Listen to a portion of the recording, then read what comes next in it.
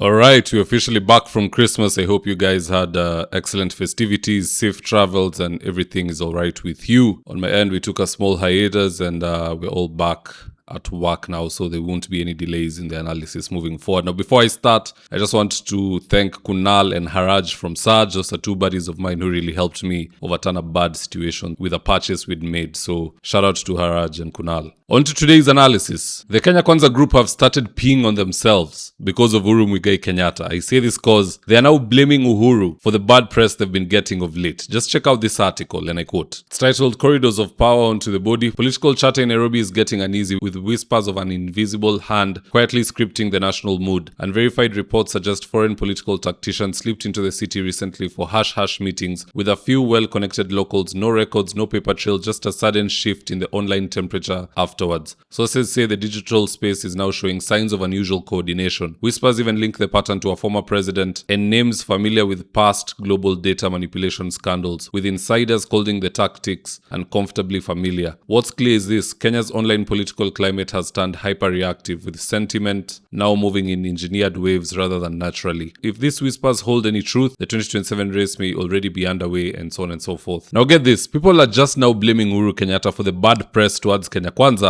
because of a gossiper called Junet Mohammed. I say this cause while bashing Sifuna, Junet exposed what Uhuru had told Sifuna in confidence, that he's willing to pump 1 billion Kenya shillings into ODM provided they join the united opposition. Just listening to this. Juzi, nataka kusema hii maneno nikiwa hapa nyumbani Nairobi. Juzi amenialika huko Kisumu, ilikuwa siku ya Monday I think jioni. Ananiambia, ndugu yangu, kuna mpango mzuri nataka nikujulishe ya chama chetu. Ananiambia, hakuna haja ya kusupport President Ruto, wachana naye. Tutoke kwa hii mambo ya broad based.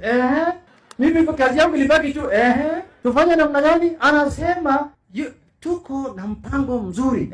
Ananiambia ati former president Uhuru Kenyatta anataka kusaidia sisi kwa chama chetu cha ODM. Mimi nimebaki tu kusema ati is ready to invest over 1 billion shillings in our party, ati ili atusaidie chama yetu ikuwe imara, then tutashinda uchaguzi ujao tukienda kwa united opposition.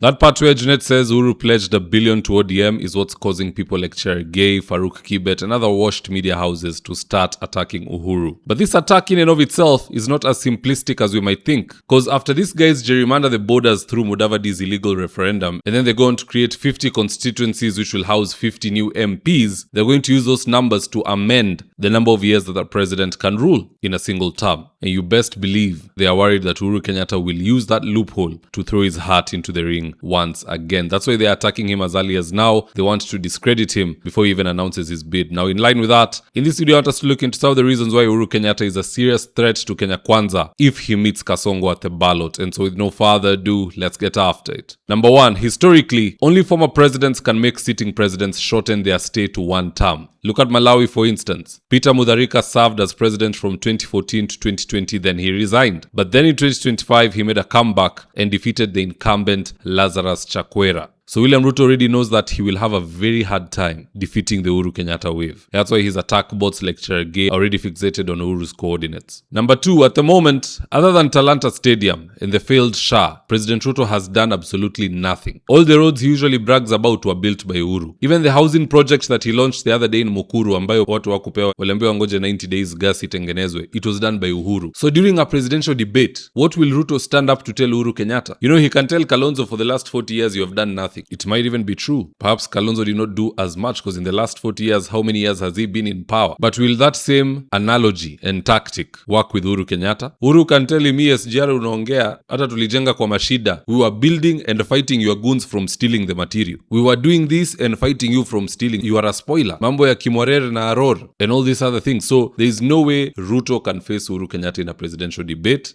and come out on top. It is impossible. He is the same guy alisumbua mdosi wake ataki kufanya kazi. When Uhuru is going this way, he is running the other way. Remember Uhuru Kenyatta said that politics is like a relay. Unapewa ile button, unakimbia. Yeye alipea Ruto akakimbia the opposite direction. He said it at Bomas of Kenya, and in case anyone watching forgot it, here's the tip. Hii ni ile ya kuhandover, unajua? Si ndio? Inaitwa relay. Unakimbia ule mwingine anakugojea pale, anatakikana kukugojea ndio ashike aendelee, si ndio? Lakini sasa my brother William hapa amepinduka, anakimbia nyuma.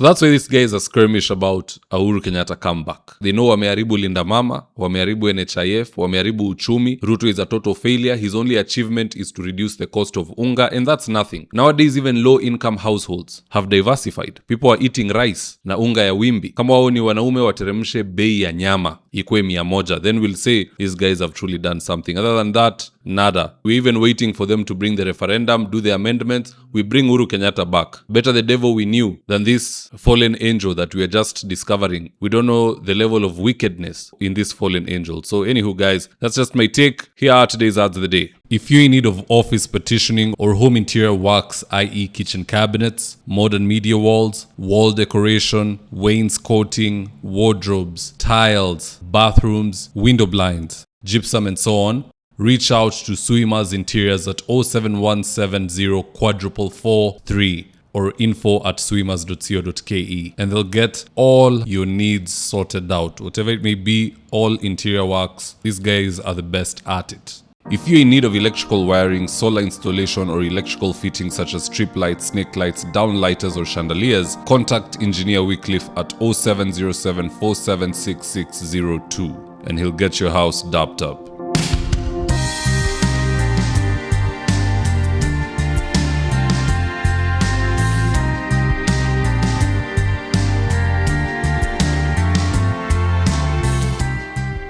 Now, if you're here for the first time, please go on and hit the subscribe button. And if you're watching for a different platform, just head on over to YouTube, search for David Wafula. Hit the subscribe button. You're going to be getting a ton of content of this nature. If politics is something you're passionate about, this is definitely the one channel that you really need to subscribe to. All right, guys, adios.